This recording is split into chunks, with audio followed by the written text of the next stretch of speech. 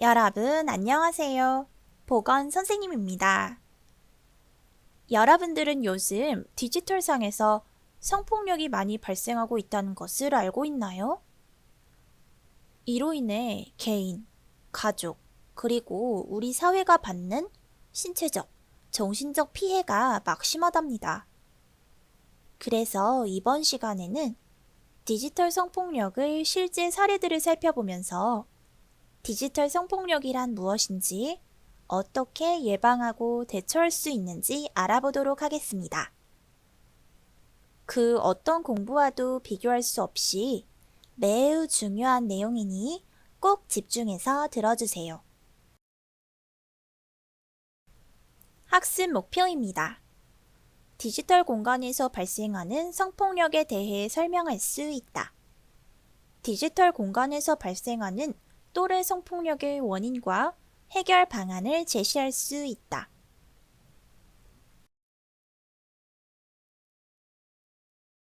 학습 계획으로는 첫째, 성폭력을 알아보아요.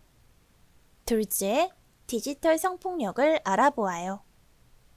활동 1을 통해 온라인 그루밍을 이해해 볼 거예요. 활동 2를 통해 디지털 공간에서 또래 성폭력을 예방하는 방법에 대해 알아보겠습니다. 오늘은 디지털 성폭력을 알아보아요. 다음 기사를 보고 이야기해 볼까요? 노출 사진 보내라. 초등학생 협박한 20대 실형. 지방법원은 노출 사진을 보내라며 초등학생을 협박한 혐의로 재판에 넘겨진 29살 회사원 모 씨에게 징역 8개월을 선고했습니다. 모 씨는 지난 5월 스마트폰 SNS 메신저로 알게 된 12살 A양과 성적인 대화를 주고받으며 신체 일부를 사진과 동영상으로 촬영해 보내달라고 요구했으나 A양이 거부하자 대화 내용을 학교 친구들에게 공개해 전학하게 만들겠다는 취지로 수차례 협박한 혐의로 기소됐습니다. 이런 일이 발생하면 어떻게 대처해야 할까요?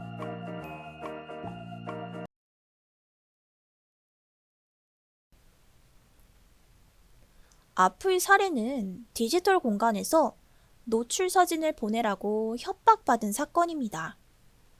나라면 어떻게 했을지 생각을 적어봅시다. 바람직한 방법은 첫째, 부모님께 알려 도움을 받습니다. 가해자는 잘못된 성 가치관을 갖고 있어 노출 사진을 보내지 않으면 대화 내용을 다른 사람에게 보여주겠다며 협박을 했지요.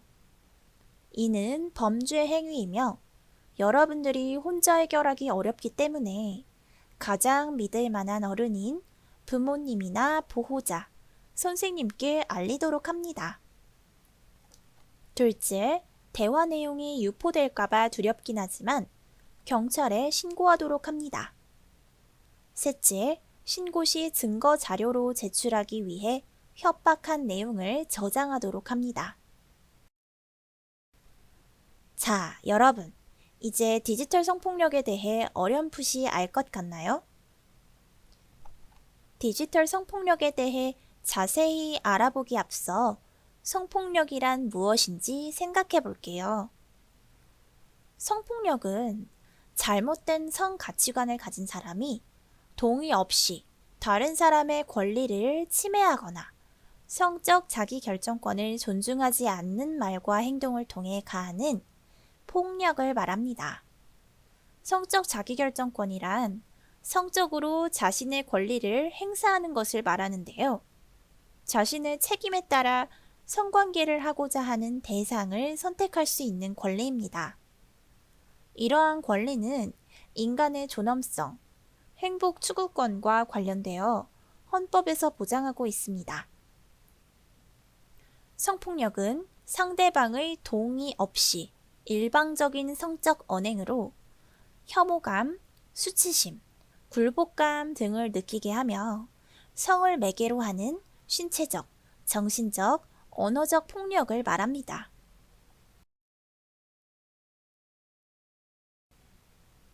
디지털 성폭력의 특징은 무엇일까요? 바로 디지털 환경에서 발생한다는 점입니다. 때와 장소에 상관없이 일어날 수 있고 불법 촬영물 등이 지워졌더라도 다시 유포될 수 있습니다. 실제 피해를 입지 않았어도 언제 어디서든 불법 촬영을 당할지 모른다는 피해 불안이 생길 수 있어요. 디지털 성폭력의 유형은 사이버 공간에서의 성적인 괴롭힘, 유포, 협박, 불법 촬영, 소비, 퍼뜨리기입니다. 모두 절대 해서는 안 되는 디지털 성폭력이에요. 온라인 그루밍이라고 들어보았나요? 그루밍이란 동물 따위를 길들이다라는 뜻인데요. 성폭력을 하기 위해 온라인상의 채팅과 댓글 기능이 있는 각종 SNS와 어플리케이션, 게임 등을 통해 상대방에게 접근하는 성폭력을 말합니다.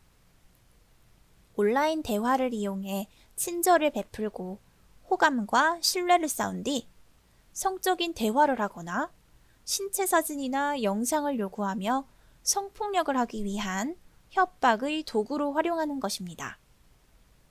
디지털 기술을 악용하는 잘못된 사람들이 있기 때문에 우리는 매우 조심해야 한답니다. 선한 마음으로 다른 사람을 무조건적으로 믿고 따라서도 안 됩니다. 이러한 일이 없도록 하기 위해서는 지켜야 할 예절이 있어요. 자신 또는 다른 사람의 개인정보를 공유하면 안 됩니다. 상대방의 동의 없이 영상이나 사진을 게시하거나 유포하지 말아야 합니다.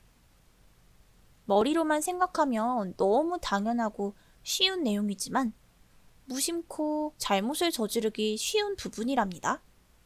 꼭 명심하세요. 자신 또는 다른 사람의 개인정보를 전달하지 않습니다. 상대방의 동의 없이 영상이나 사진을 공유하지 않습니다. 불법 촬영이란 신체 일부나 특정 행위를 불법으로 촬영하는 행위를 말합니다. 성적 수치심 유발의 여지가 있는 사진 및 동영상을 촬영한 경우 당사자의 동의 여부에 상관없이 촬영 자체만으로 범죄가 됩니다. 꼭 기억하세요. 예방하기 위해서는 어떻게 해야 할까요? 불법 촬영을 하지 않는 것이 가장 중요하겠죠. 재미로, 호기심으로 다른 사람을 동의 없이 촬영하고 공유하면 안 됩니다. 혹시라도 누리소통망 서비스에서 불법 촬영물을 받게 되었을 때 어떻게 해야 할까요? 첫째, 사진, 영상을 클릭하지 않습니다. 둘째, 찍힌 사람이 누구인지 묻지 않습니다. 셋째, 저장하거나 공유하지 않고 잘못된 행동임을 알립니다. 자, 한 가지 사례로 연습을 해볼게요. 온라인 게임에서 만난 유쾌한 몽이 어몽잼나에게 메시지를 보내는 상황입니다. 내가 만약 어몽잼나라면 어떻게 해야 할까요? 여러분들은 뭐라고 대답할지, 어떻게 행동해야 할지 생각해보며 대화를 보세요.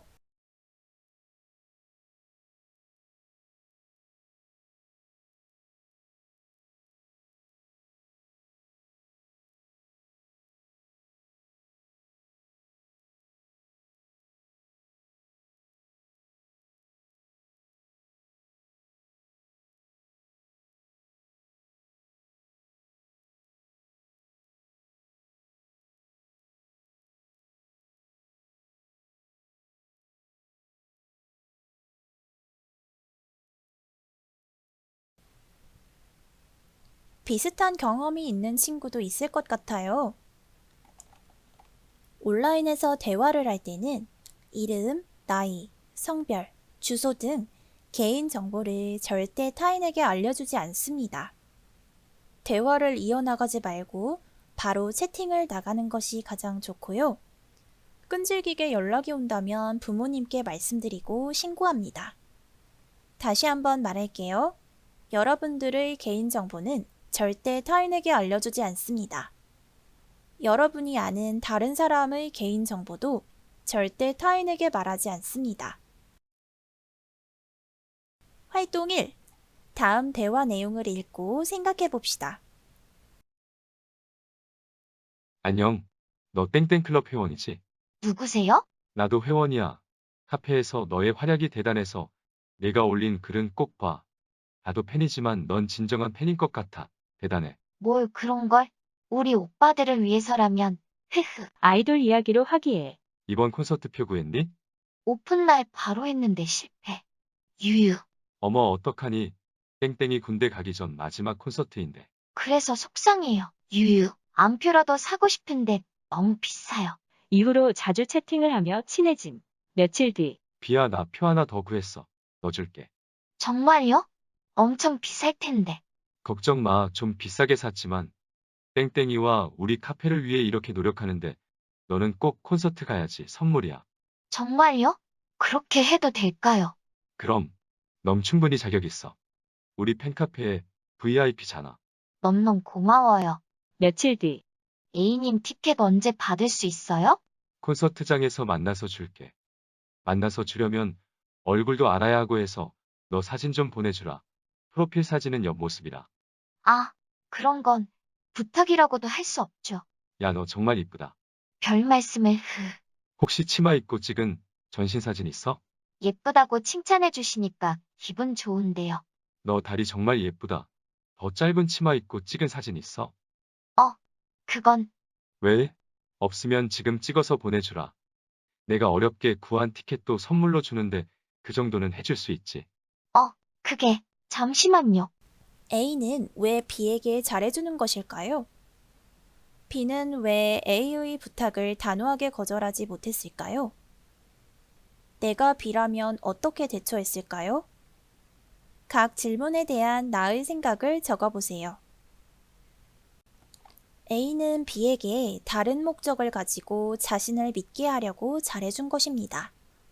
오랜 시간 B는 A와 친하게 지냈고 공통의 관심사로 신뢰를 쌓았습니다. 그리고 B가 필요한 콘서트 티켓도 구해주었습니다. 처음에는 같은 가수를 좋아하는 팬으로서 공동의 관심사를 나눌 수 있어 좋을 수도 있지만 콘서트 티켓을 공짜로 준다고 할 때 의심해 봤어야 합니다. 그리고 몸 사진을 요구했을 때는 대화를 멈추고 대화 내용을 저장한 후 믿을 만한 어른에게 도움을 요청하거나 경찰에 신고하도록 합니다. 다음 예시를 보고 한 가지 주제를 정하여 나의 생각을 발표해 봅시다. 모 초등학교 6학년 남학생이 자신의 성기 사진을 찍어서 같은 반 여학생 휴대폰으로 보냈다. 여학생은 받은 사진을 다시 자기 반 단체 톡방에 올렸다. 다음 질문에 대한 나의 생각을 정리해 봅시다. 1번. 우리 반이 디지털 성폭력으로부터 안전한 문화를 만들기 위해 실천할 수 있는 방법을 생각해 봅시다. 2번. 디지털 성폭력으로부터 안전한 사회를 만들기 위해 어른들에게 요청할 내용을 생각해 봅시다. 생각을 정리하여 활동지에 적어보세요. 예시 답안을 볼까요? 1번 질문에 대한 답으로 디지털 공간에서 친한 친구라 하더라도 개인정보를 보내지 않습니다. 다른 사람의 개인정보나 신상을 공개하는 내용은 보내거나 전달하지 않습니다. 타인이 나오는 영상물이나 이미지를 허락 없이 게시하거나 유포하지 않습니다. 2번 질문에 대한 답으로 어른들도 디지털 공간에서 예의를 지킵니다. 자녀들의 사진을 올릴 때도 동의를 구하고 올립니다. 불법 촬영물을 생산하고 유포하는 사람들을 강력하게 처벌하는 법을 만듭니다. 그 외에도 다양한 의견을 적어주세요. 정리하기 시간입니다. 디지털 성폭력의 특징으로 틀린 것에 V 표시를 해봅시다. 1번, 파일을 삭제하면 다시 유포되지 않습니다. 2번, 디지털 성폭력은 때와 장소에 상관없이 일어날 수 있습니다. 3번, 누리집 서버가 해외에 있는 경우 처벌이 어려울 수 있습니다.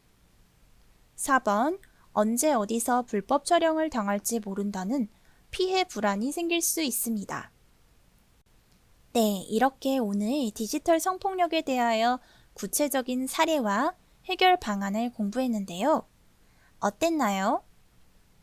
우리는 스마트 기기만 있으면 무엇이든 할 수 있는 시대에 살고 있어요. 디지털 기술은 우리에게 편리함을 주기도 하지만 새로운 범죄 형태를 만들어내기도 한다는 것을 알았죠. 그만큼 올바른 가치관을 만드는 일이 참 중요하다는 생각이 들어요. 다른 사람의 나쁜 게임에 넘어가지도 말고 나도 타인에게 피해를 주지 않으려면 오늘 배운 내용 절대 잊지 않도록 하며 조심 또 조심하도록 해요. 자기 자신과 다른 사람 모두를 지키는 건강한 사람이 되도록 합시다. 이상 영상 마치겠습니다. 감사합니다.